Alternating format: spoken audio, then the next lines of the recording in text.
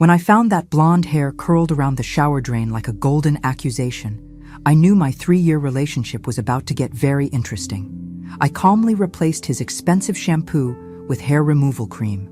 By Thursday, my best friend Dorothy showed up at my door with patches of missing hair and tears streaming down her face. If you're watching this, subscribe and let me know where you're watching from. I'm Margaret Walsh, 68 years old, and after 16 years as a widow, I thought I'd finally found my second chance at love with Frank Garrett. 3 years of quiet dinners, Sunday morning crosswords, and the comfortable companionship that comes when you've both buried your first loves and aren't expecting fireworks anymore. That Tuesday morning started like any other. Frank had left early for his weekly golf game with the boys, kissing my cheek and promising to pick up groceries on his way back.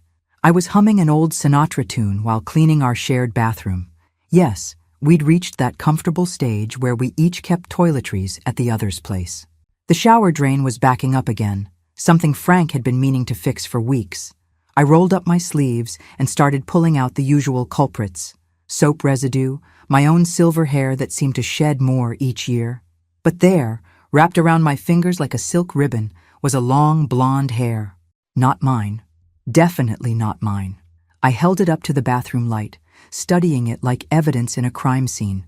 It was the color of summer wheat, with the artificial shine that only comes from a bottle. The kind of blonde that whispers, "Look at me," in a crowded room. Frank's late wife, Patricia, had been a brunette until the day she died. I'd seen enough photos to know. My hands started trembling, not with age, but with that particular rage that comes when you realize you've been played for a fool. Again. At 68, I thought I was past the age of romantic betrayals, but apparently some lessons have to be learned the hard way, multiple times. I carefully placed the hair in a tissue and tucked it into my jewelry box, right next to my wedding ring from Robert. 2 betrayals side by side. How poetic. Frank returned 3 hours later, whistling and carrying grocery bags like a man without a care in the world. "How was your golf game?" I asked sweetly, not looking up from my crossword. "Terrible," he laughed, unpacking orange juice and his favorite whole wheat bread. "Jim beat me by 12 strokes. I think I need new glasses." "Maybe you need new friends," I murmured, pen poised over 7 across. A woman who deceives. The answer was right there in black and white. Adulteress. That evening, I watched Frank like a detective studying a suspect. Every phone call, every glance at his watch, every excuse to step outside for fresh air. I'd been a widow for 16 years before Frank came along. I knew the difference between a man who was happy to be home and a man who was thinking about being somewhere else. During dinner, he mentioned that Dorothy had looked tired at the grocery store. "Probably working too many hours at that flower shop," he said, cutting his steak with unusual precision. "You should check on her this week." Dorothy Stevens had been my best friend for 40 years. We'd raised our children together, buried our husbands within 2 years of each other, and survived every kind of crisis 2 women could face. She was the one who'd encouraged me to give Frank a chance when we met at the Senior Center's book club 3 years ago. "She's been through a lot," I agreed, watching Frank's face for any tell. "Divorce, that awful bout with pneumonia last year. At 66, she deserves some happiness." Frank nodded vigorously. Too vigorously. "Absolutely. She's a good woman. Deserves better than what life's given her." The way he said "good woman" made my stomach clench. It was the tone men use when they're already thinking about saving someone. After Frank went to bed, I sat in my kitchen with a cup of tea and my phone. Dorothy's number was on speed dial, had been for decades. But tonight, instead of calling, I found myself scrolling through her social media posts. Something I'd never felt the need to do before. There she was, beaming in photos from 2 weeks ago. Dinner at Romano's. Sometimes life surprises you in the best ways. The restaurant looked expensive, candlelit, the kind of place Frank had taken me for my birthday last month. Another post from last week. New haircut and color, feeling 20 years younger. The photo showed Dorothy with freshly highlighted blonde hair, styled in loose waves that framed her face beautifully. My tea grew cold as I stared at that photo. Dorothy had been a redhead our entire friendship, proud of her Irish heritage and the fiery curls that matched her personality. The woman in this photo looked sophisticated, confident, The kind of woman who might catch the eye of a 72-year-old widower looking for a little excitement. I set down my phone and walked to the bathroom, retrieving the tissue from my jewelry box. Under the harsh fluorescent light, I compared the hair to Dorothy's new style on my phone screen. Perfect match. The next morning, I called Dorothy with my sweetest voice. "Want to grab lunch today? It's been too long since we had a proper chat." Dorothy chose the cafe, a quaint little place downtown with checkered tablecloths and the kind of atmosphere that invited confessions. She arrived 10 minutes late, flustered and apologetic, her new blonde highlights catching the afternoon sunlight streaming through the windows. "Sorry, Margaret, lost track of time at the salon. Touch-up appointment. You know how it is." She slid into the booth across from me, unconsciously running her fingers through her freshly styled hair. "The blonde looks lovely on you," I said, meaning it. Dorothy had always been pretty, but this new look gave her a glow I hadn't seen since before her divorce 5 years ago. "Very youthful," she blushed like a teenager. "Oh, this old thing? Just needed a change, you know? 66 is too young to feel invisible." I ordered the chicken salad. She asked for just coffee. "Not hungry?" I pressed. "Had a big breakfast," she said quickly. Too quickly. Dorothy had been diabetic for 10 years and never skipped meals. "So tell me about Frank. How are things going with you two?" It was a question she'd asked dozens of times over the past 3 years, usually with genuine enthusiasm for my late-in-life romance. Today, her voice carried a different tone. Guilty curiosity, maybe, or the careful probing of someone fishing for information. "Oh, you know Frank," I said, stirring my iced tea with deliberate slowness. "Predictable as clockwork. Golf every Tuesday, grocery shopping after, home by 2:30. Never varies his routine." Dorothy's coffee cup rattled against the saucer when she set it down. That's good. Routine.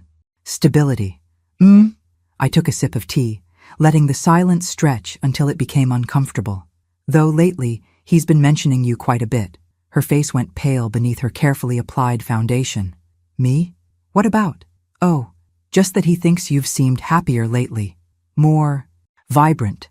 He noticed the new hair color when he saw you at the grocery store yesterday." "He did?"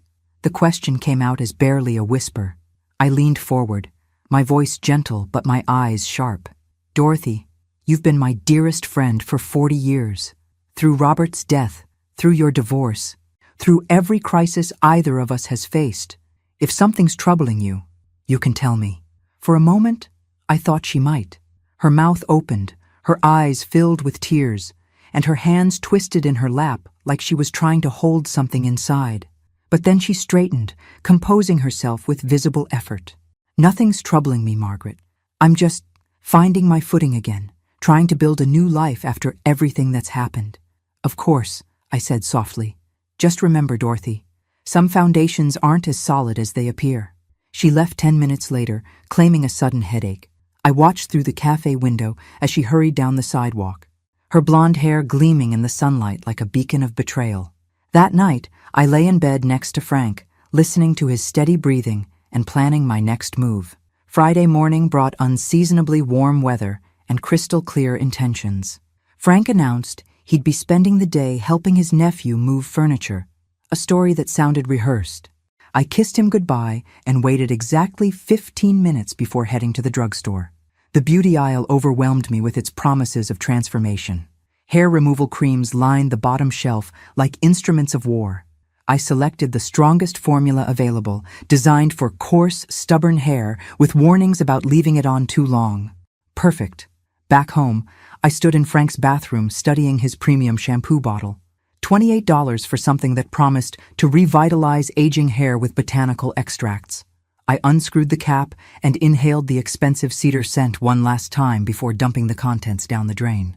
The hair removal cream transferred easily, its chemical smell masked by the bottle's narrow opening. I added a few drops of the original shampoo on top for authenticity, then carefully placed the bottle back in its exact position on the shower caddy. Phase 1 complete. Saturday arrived with the kind of nervous energy that precedes a performance. Frank showered first, humming off-key, while I pretended to read the newspaper. When he emerged 20 minutes later, his silver hair looked exactly the same. Hair removal cream needed time to work, especially on someone who probably used it sparingly. Dorothy called. I announced casually, not looking up from the crossword. Invited us both to brunch tomorrow at her place. Said she has exciting news to share. Frank's coffee mug stopped halfway to his lips. Both of us? Seemed important to her that you be there specifically. I penciled in betrayal for 14 down. I hope you don't mind that I accepted. No. Of course not. Dorothy's a lovely woman. Just surprised she included me. She considers you family now, I said sweetly. After 3 years, we're all practically relatives. The irony wasn't lost on me. In some families, this would be called adultery. In others, it might just be called Tuesday. That evening, Frank showered again, unusual for him on weekends. This time, I heard the shower running longer than normal, followed by what sounded like concerned muttering. When he finally emerged, a towel wrapped around his waist, I could see the beginning of what my revenge would accomplish. Small patches of his silver hair looked thinner, almost translucent in spots. He ran his hand through it repeatedly, frowning at his reflection in the bedroom mirror. "Everything all right?" I asked from the bed, my voice perfectly innocent. "Hair feels strange, softer somehow.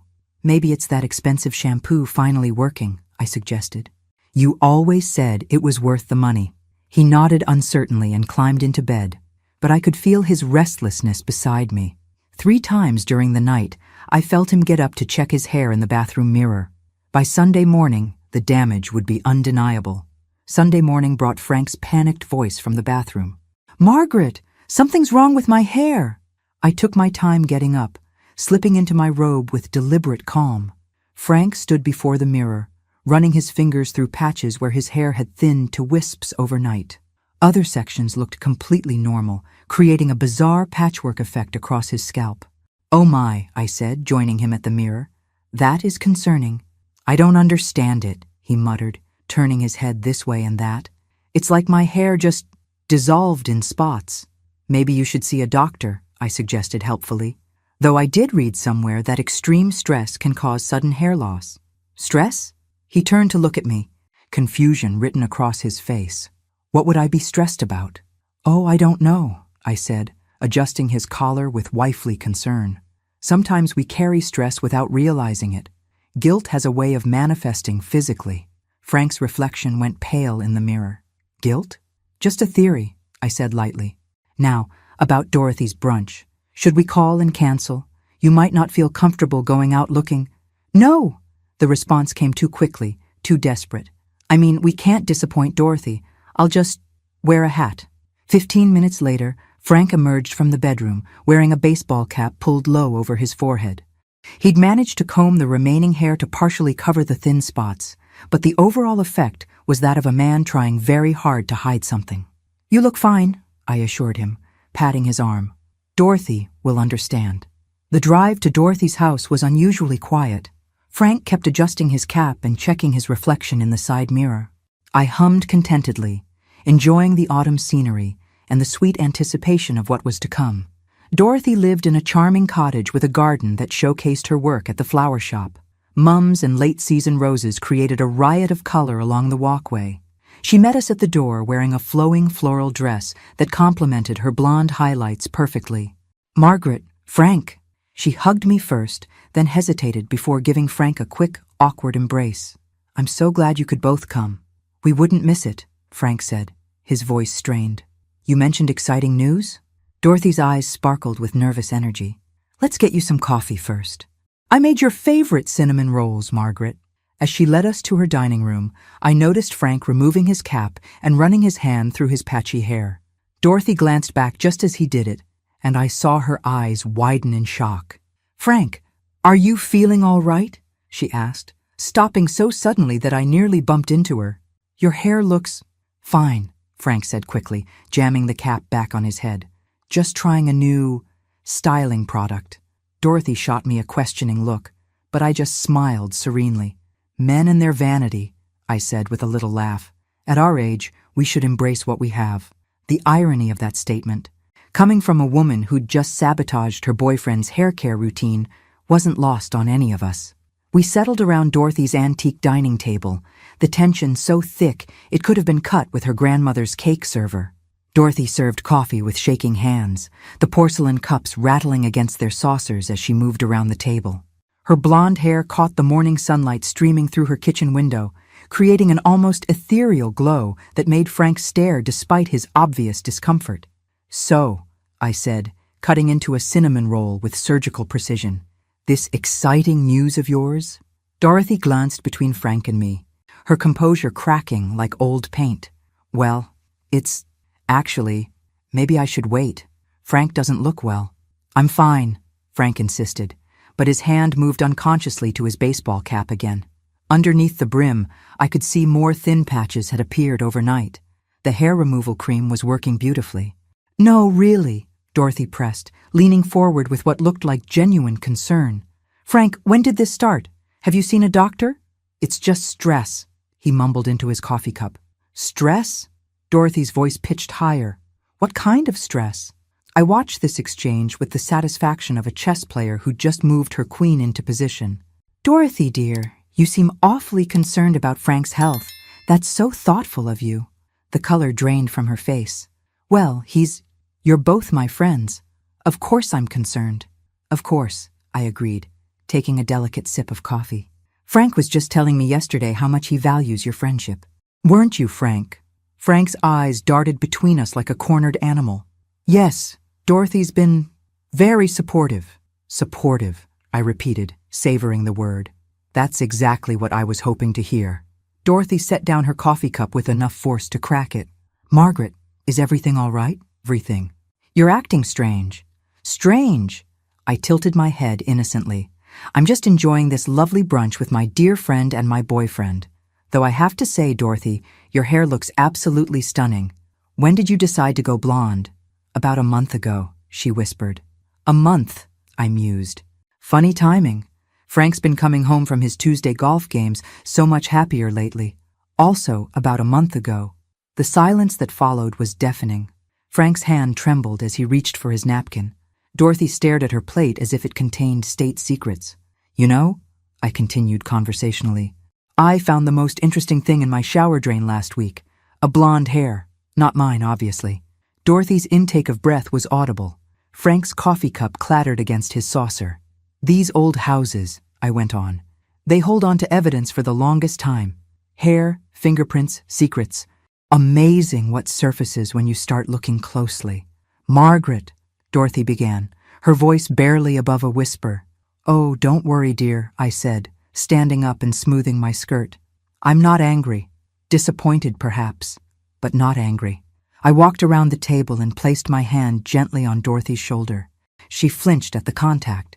"After 40 years of friendship, I would have expected you to be honest with me. And Frank?" I turned to him, my smile never wavering. "After 3 years together, I thought you had more integrity." I picked up my purse and headed for the door. "Enjoy your exciting news. Whatever it is, I'll find my own way home." Behind me, I heard Frank calling my name, and Dorothy starting to cry. But I didn't look back. Phase 2 was complete, and the final act was just beginning. The truth was about to get very expensive for both of them. Frank caught up with me 3 blocks from Dorothy's house, his baseball cap askew and patches of his scalp visible where the hair removal cream had done its work. "Margaret, please, let me explain." I kept walking, my pace steady and deliberate. At 68, I'd learned that dignity was maintained through composure, not drama. "Explain what, Frank?" "How long you've been showering at my house after visiting Dorothy. How you've been using my bathroom to wash off her perfume." "It's not what you think," he panted, struggling to keep up. I stopped so suddenly he nearly collided with me. "Oh, it's exactly what I think. The question is, how long did you expect me to remain blind to it?" Frank's hand moved to his thinning hair again, a nervous tick that brought me considerable satisfaction. "The hair thing. Did you—" "Hair removal cream," I said pleasantly. "Industrial strength. I imagine it'll take several months to grow back properly, assuming it grows back at all at your age." His face went pale. "You could have caused permanent damage. Like the permanent damage you've caused to my trust?" I resumed walking. "I'd say we're even." He grabbed my arm, desperation making him bold. "Margaret, I love you. This thing with Dorothy, it just happened. It doesn't mean anything." I looked down at his hand on my arm, then back at his face. Frank, you're 72 years old. Nothing just happens at our age. Every choice is deliberate. You don't understand, he pleaded. Dorothy was so lonely after her divorce. She needed someone, and you needed to be needed, I finished. How noble of you. Tell me, Frank, how many other lonely women have you rescued over the years? The question hit its mark. Frank's grip loosened, and his eyes couldn't meet mine. There have been others. Finally, the truth. I pulled my arm free and continued toward home. At least you're honest about being a serial savior. I appreciate that level of self-awareness. Where are you going? He called after me. Home. To pack your things. I didn't turn around. You have until 6 o'clock to collect them from my front porch. Behind me, I heard Frank's footsteps stop. When I reached the corner and finally looked back, he was standing in the middle of the sidewalk, his patchy head bare to the world, looking every bit as lost as he probably felt. Good. Dorothy appeared at my door 2 hours later, her blonde hair disheveled and her eyes red from crying. I almost felt sorry for her. Almost. Margaret, please, she said through the screen door. We need to talk. I'd been expecting this visit. In fact, I'd prepared for it with a pot of Earl Grey and my grandmother's china, the good stuff reserved for special occasions. Nothing said, "This conversation matters," quite like proper tea service. Come in, I said, opening the door. Though I have to say, Dorothy, your timing is terrible. Frank just left with his belongings. She followed me to the living room, perching on the edge of my sofa like she might need to flee at any moment. I poured tea with steady hands, pleased that my years of hosting church ladies had prepared me for this exact scenario. How long? I asked, settling into my favorite armchair. 6 weeks, she whispered. I nodded, doing the math. Right around the time you got the blonde highlights. Margaret, you have to understand. I understand perfectly, I interrupted. You're 66, divorced and lonely. Frank is 72, recently retired, and bored with his predictable girlfriend. You found each other at a vulnerable moment and decided my feelings were less important than your mutual neediness. Dorothy flinched as if I'd slapped her. It wasn't like that. Then tell me what it was like. She twisted her hands in her lap, the gesture so familiar it made my chest ache. 40 years of friendship, and I knew all her tells. We ran into each other at the grocery store about 2 months ago. I was having a panic attack in the cereal aisle. A panic attack? Despite everything, concern crept into my voice. The divorce papers were finalized that morning. 32 years of marriage. And suddenly, I was nobody. No husband, no identity, no purpose. Tears started flowing again. Frank found me crying between the Cheerios and the cornflakes. I sipped my tea, waiting. He was so kind, Margaret. He helped me to his car, let me sob for 20 minutes, then took me for coffee, just to talk. And talking led to Tuesday golf games? Dorothy's face crumpled. He said you two had settled into a routine, that the passion was gone, that you treated him more like a roommate than a lover. The accusation stung because it held a grain of truth. Frank and I had fallen into comfortable patterns, but comfort wasn't betrayal. So you decided to provide the passion I was lacking? I didn't plan it. Dorothy's voice rose. It just evolved. Coffee turned into lunch, lunch turned into dinner, and then he started showering at my house afterward, I finished. She nodded miserably. I set down my teacup with deliberate precision. Dorothy, in 40 years of friendship, have I ever lied to you? No. Have I ever betrayed your confidence? No. Have I ever pursued a man you were interested in? No. But then help me understand why you thought it was acceptable to pursue mine. The question hung in the air like smoke from a fire neither of us could extinguish. Dorothy left an hour later, no closer to forgiveness than when she'd arrived. I watched from my front window as she sat in her car for 10 minutes, crying into her phone, probably calling Frank, seeking comfort from the man who'd caused this entire mess. I'd given her the same choice I'd given him, honesty or absence. She'd chosen justification over accountability, which told me everything I needed to know about the friendship I'd thought would last forever. That evening, I called my lawyer. Richard Morrison here. Richard, it's Margaret Walsh. I need to discuss my will. Of course, Margaret.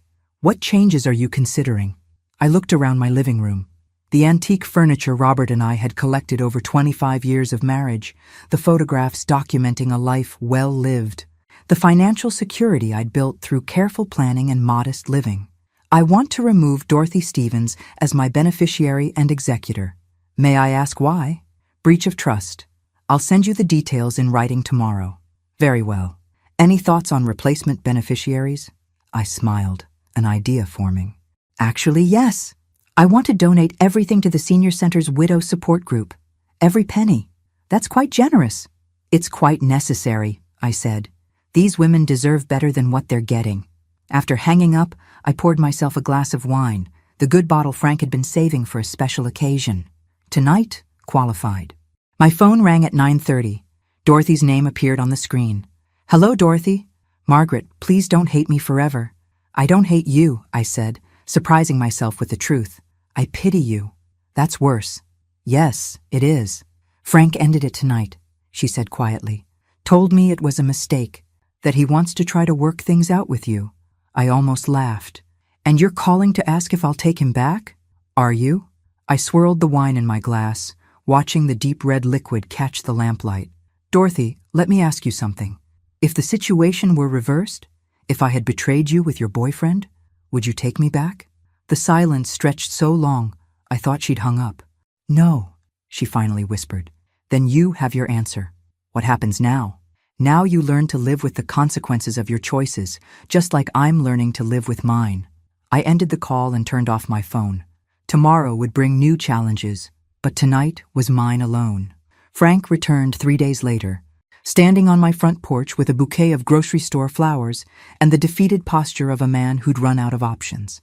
His hair looked even worse, the remaining strands wispy and uneven, like a scarecrow after a windstorm. I look ridiculous, he said, without preamble. Yes, I agreed, opening the screen door. You do. The barber said it might never grow back properly. Something about chemical damage to the follicles. That's unfortunate. He studied my face, searching for some crack in my composure. You don't feel guilty at all, do you? Should I? You could have permanently disfigured me. I stepped onto the porch, closing the door behind me. Frank, you permanently disfigured our relationship. I temporarily disfigured your hairline. I'd say you got off easy. Margaret, please, I made a mistake. You made a choice, I corrected. Multiple choices over multiple weeks with my best friend. That's not a mistake. That's a pattern. He set the flowers on my porch railing, his shoulders sagging. What can I do to fix this? Nothing. There has to be something.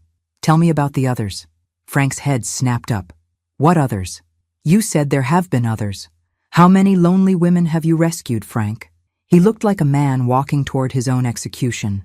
Margaret, I don't see how that's relevant. Humor me. 3, he whispered. My heart stopped.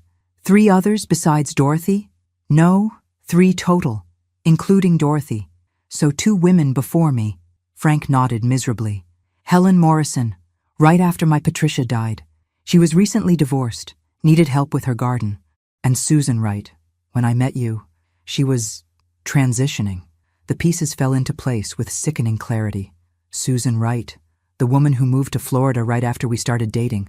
She didn't move, Frank said quietly. I ended it when I realized I was serious about you.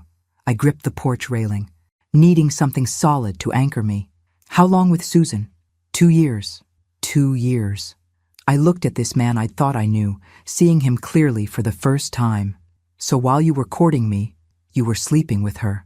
It wasn't like that. How was it, Frank? Explain to me how sleeping with 2 women simultaneously isn't exactly like that. He couldn't meet my eyes. You deserve better than me. Yes, I said simply. I do. But as I watched him walk away, his shoulders hunched and his patchy scalp catching the afternoon sunlight, I realized something that would change everything. I deserved better than all of them. 6 months later, I sat in my real estate agent's office, signing the final papers to sell my house. The check was larger than I'd expected. Apparently, my modest neighborhood had become quite desirable to young families. Congratulations, Mrs. Walsh, Linda said, sliding the paperwork across her desk. Cash sale, no contingencies. Where will you be moving? Europe, I said, enjoying the surprise on her face. I'm taking an extended cruise. Mediterranean first, then maybe the Baltic. I hear the northern lights are spectacular from a ship's deck. The door chimed, and Dorothy walked in, looking older than her 66 years. I'd seen her around town occasionally over the past months, usually shopping alone, her blonde highlights grown out to reveal gray roots. "Margaret," she said quietly, "I heard you were selling." "Dorothy." I finished signing the documents and slipped them into my purse. "How are you?" "Frank's in the hospital," she said without preamble. "Prostate surgery. He's been asking for you." I stood, smoothing my skirt. "I'm sure he has. He's scared, Margaret. He has no family, no real friends. Just us. He has you," I said evenly. Dorothy shook her head. "We ended it months ago. After that day at my house, we tried to make it work, but the guilt destroyed everything." "How unfortunate. Don't you care at all?" Dorothy's voice cracked. "After 3 years together?" I paused at the door, looking back at my former best friend. "Dorothy, do you know what I've learned in the past 6 months?" She shook her head. "I've learned that caring about people who don't respect you is the fastest way to disappear from your own life." I adjusted my purse strap.